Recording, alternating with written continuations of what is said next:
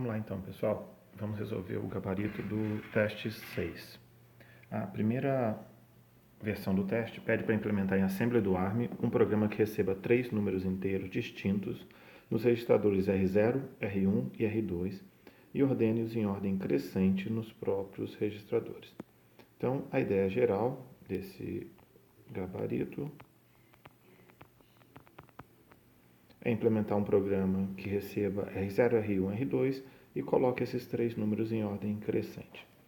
Para a gente poder começar, vamos começar com a comparação do R0 com R1.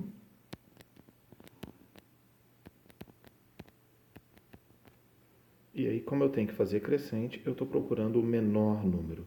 Se o menor número for o R0, eu não preciso fazer nada, os dois já estão em ordem, então a gente vai continuar por aqui. Então, eu vou pegar e se o menor for R0, eu não faço nada.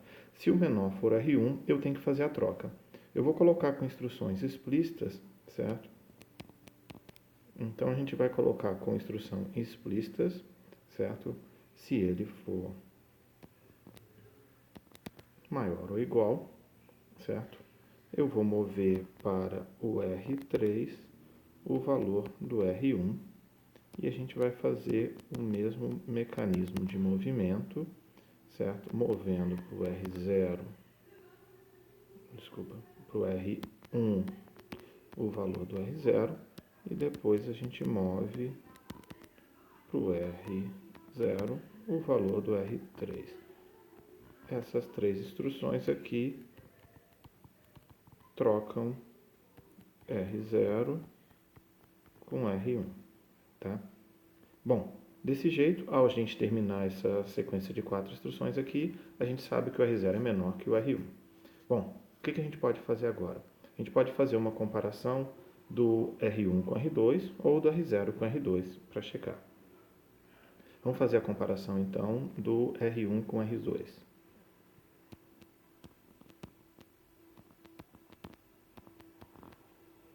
Novamente, eu quero colocar o menor número como R1, então nesse sentido eu vou fazer o movimento caso o R1 seja maior do que o R2.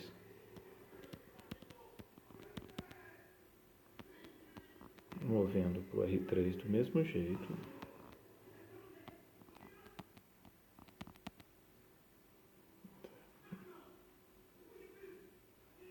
Então a gente moveu o R2 para o R3. O próximo passo então é mover o R1 para o R2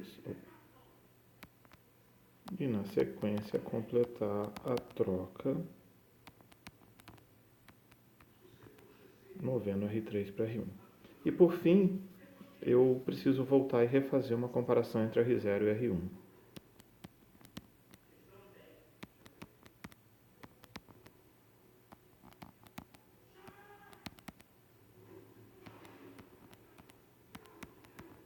Exatamente o mesmo código que está ali em cima, certo?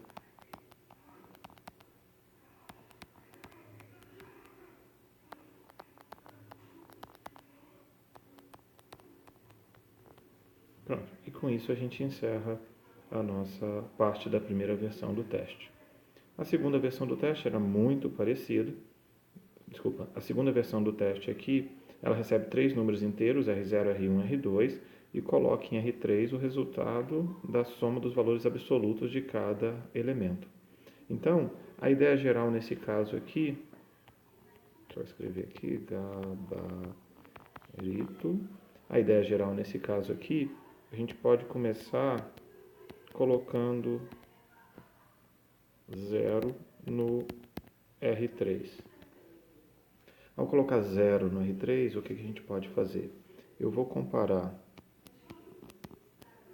o R0 com 0.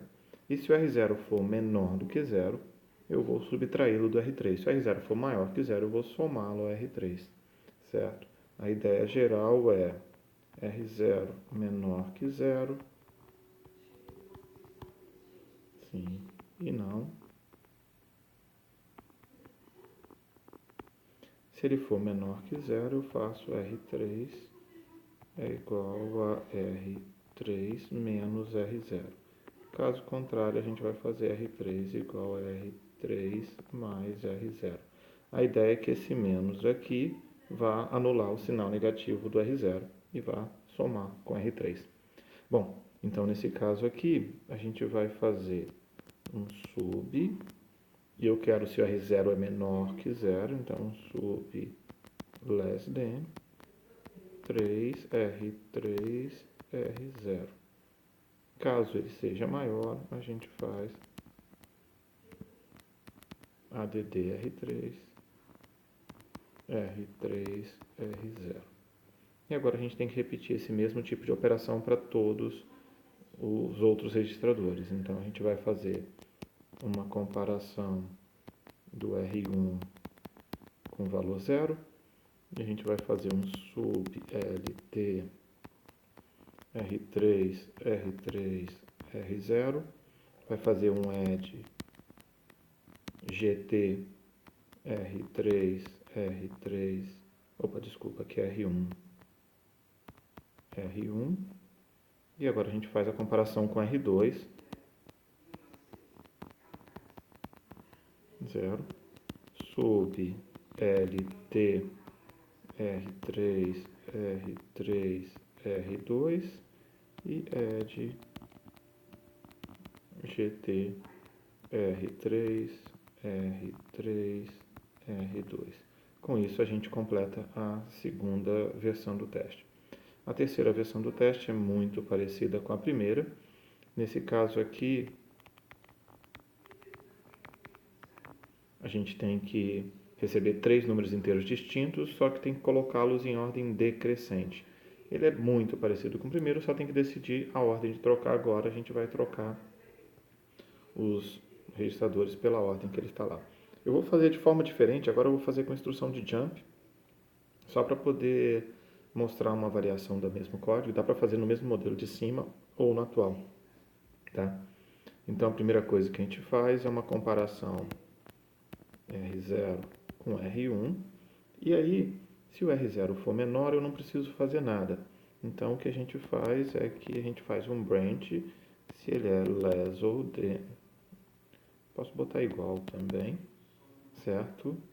E eu vou criar um label pula 1. Então ele vai pular o primeiro pedaço, nesse caso aqui. Se ele pular, o que a gente faz é move para o R3, certo? O valor do R0, move para o R0 o valor do R1, move para o R1 o valor do R3. E aí a gente chega aqui no pula 1. No pula 1 a gente faz uma segunda comparação. Desculpa. Eu tenho que fazer em ordem decrescente. Então, na realidade, eu fiz aqui exatamente o contrário. Eu preciso corrigir aqui. Então, o que acontece? Se o R0 é maior do que o R1, ele pula. Então, é branch if greater or equal. Tá? Então, a gente faz a segunda comparação, que é R1 com R2. Então, aqui o que a gente está fazendo é R0 maior que R1, vem aqui para baixo. Bom, agora se o R1 comparando com R2, e novamente a gente vai ficar o mesmo sequência, e aí eu falo para pula 2. Move R3,R0, move R0,R1. Desculpa, de novo. Vixe, hoje eu tô bem. O R1 vai para o R3, e aí a gente pega para o R1, coloca o R2, e aí a gente move para o R2 o valor do R3. Bom, com isso a gente fez a segunda comparação, e nós temos que voltar e fazer a próxima e última comparação. Pula 2 e vamos comparar o R0 com o R1. Só para relembrar, a gente está comparando duas vezes o R0 com o R1, porque dessa segunda vez, quando a gente compara R1 com o R2 aqui, a gente trocou. No caso, se o R2 tivesse que virar o primeiro elemento, o R2 agora acabou de virar o segundo, e ele tem que ser comparado no lugar do R1 para virar o primeiro elemento. E aí a gente vai agora fazer a nossa instrução, certo? Vamos saltar para o fim do nosso código, caso não precise trocar, certo? E vamos fazer a troca.